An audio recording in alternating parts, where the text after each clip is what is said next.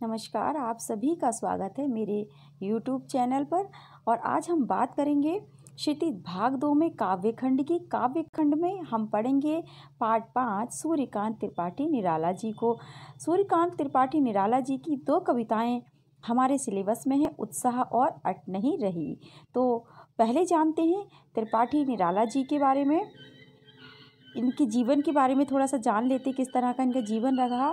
इनका जीवन दुखों व संघर्षों से भरा जीवन जीने वाले ये थे। इनका जीवन क्या था? हमेशा दुखों और संघर्षों से भरा रहा। कवि सूर्यकांत त्रिपाठी निराला का जीवन काल सन 1899 से 1961 तक रहा। उनकी रचनाओं में क्रांति, विद्रोह और प्रेम की उपस्थिति देखने को मिलती है। उनका जन्म स्थान कवियों की जन्मभूमि यानी बंगाल में हुआ। कवियों की जन्मभूमि क्यों कहा गया बंगाल को? क्योंकि बंगाल में बहुत से प्रसिद्ध कवियों का जन्म हुआ। अब देखते हैं उत्साह कविता में कवि ने क्या लिखने की कोशिश की है, क्या हमें बताने की कोशिश की है। उत्साह कविता निराला जी के सबसे पसंदीदा विषय बादल पर रचित है। यह कविता बादल के रूप में आए 2 अलग तरह के बदलावों को दर्शाती है। इस कविता के माध्यम से निराला जी ने जीवन को एक अलग दिशा देने एवं अपना विश्वास खो चुके लोगों को प्रेरणा देने का प्रयास किया है।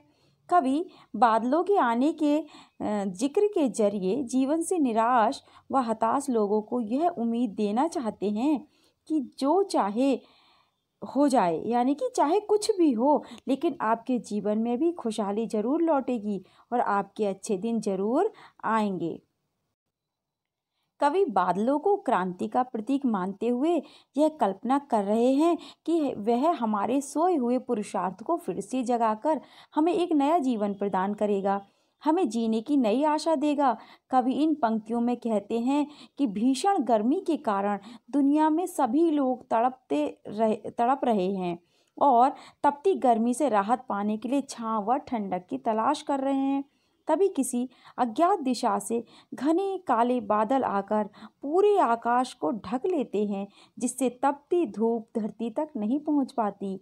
फिर बादल घनघोर वर्षा करके गर्मी से तड़पती धरती की प्यास बुझाकर उसे शीतल एवं शांत कर देते हैं। धरती के शीतल हो जाने पर सारे लोग भीषण गर्मी के प्रकोप से बच जाते हैं और उनका मन उत्साह से भर जाता है। इन पंक्तियों में कवि ये संदेश देना चाहते हैं कि जिस तरह धरती के सूख जाने के बाद भी बादलों के आने पर नए पौधे उगने लगते हैं, ठीक उसी तरह अगर आप जीवन की कठिनाइयों के आगे हार न माने और अपने पुरुषार्थ पर भरोसा रखकर कड़ी मेहनत करते रहें, तो आपके जीवन का बगीचा भी दोबारा फल फूल उठेगा। इसलिए हमें अपने जीने की इच्छा को कभी मरने नहीं देना चाहिए और पूरे उत्साह से जीवन जीने की कोशिश करनी चाहिए।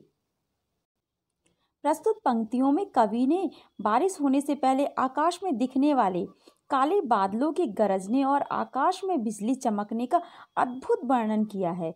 कवि कहते हैं कि बादल धरती के सभी प्राणियों को नया जीवन प्रदान करते हैं और यह हमारे अंदर सोए हुए साहस को भी जगाते हैं। आगे कवि बादल से कह रहे हैं कि हे काले रंग के सुंदर घुंघराले बादल, तुम पूरे आकाश में फैलकर उसे घेर लो और खूब गरजो। कवि ने यहाँ बादल का मानवीकरण करते हुए उसकी तुलना एक बच्चे से की है जो गोल मटोल है और जिसके सिर पर घुंघराले एवं काले बाल हैं, जो कवि को बहुत प्यारे और सुंदर लगते हैं। आगे कवि बादल की गर्जन में क्रांति का संदेश सुनाते हुए कहते हैं कि हे बादल, तुम अपनी चमकती बिजली के प्रकाश से हमारे अंदर पुरुषार्थ भर दो और इस तरह हमारे भीतर एक नए जीवन का संचार करो। बादल में वर्षा की सहायता से धरती पर नया जीवन उत्पन्न करने की शक्ति होती है। इसलिए कवि बादल को एक कवि की संज्ञा देते हुए उसे एक नई कविता की रचना करने को कहते हैं। प्रस्तुत पंक्तियों में कवि ने फागुन के महीने की सुंदरता का बहुत ही सुंदर वर्णन किया है। अब यहाँ से कौन सी कविता का समरी शुरू हो जाती है? अट नहीं रही। तो इन पंक्तियों में कवि ने फागुन के महीने की सुंदरता का वर्णन, बहुत ही सुंदर वर्णन किया है। होली के वक्त जो मौसम होता है उसे फागुन कहते हैं। उस समय प्रकृति अपनी चरम सौंदर्य पर होती है, अर्थात चारों तरफ सौंदर्य ही सौंदर्य बिखरा रहता है प्रकृति में। और प्रकृति अपने चरम सौंदर्य पर होती है और मस्ती से इठलाती है। फागुन के समय पेड़ हरियाली से भर जाते हैं और उन पर रंग बिरंगे सुगंधित फूल उगाते हैं। इसी कारण जब हवा चलती है तो फूलों की नशीली खुशबू उसमें घुल जाती है। इस हवा से सारे लोगों पर मस्ती छा जाती है। वो काबू में नहीं कर पाते और मस्ती में झूमने लगते हैं, अर्थात अपने मन को वश में नहीं कर पाते और मस्ती में झूमने लगते हैं।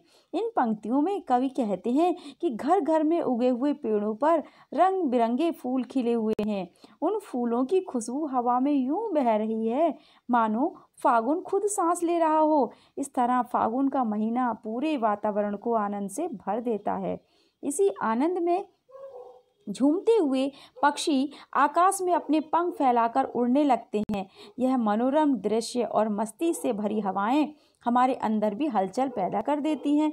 यह दृश्य हमें उतना अच्छा लगता है, या अर्थात हमें ये दृश्य इतना अच्छा लगता है कि हम अपनी आंख इससे हटा ही नहीं पाते। इस तरह फागुन के मस्त महीने में हमें भी मस्ती से गाने एवं पर्व मनाने का मन होने लगता है, जो हम किस रूप में मनाते हैं? होली के रूप में। कवि के अनुसार फागुन मास में प्रकृति इतनी सुंदर नजर आती है कि उस पर से नजर हटाने को मन ही नहीं करता।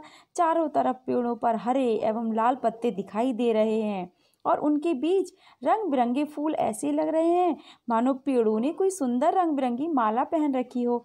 इस सुगंधित पुष्प माला की खुशबू कवि को बहुत ही मादक लग रही है।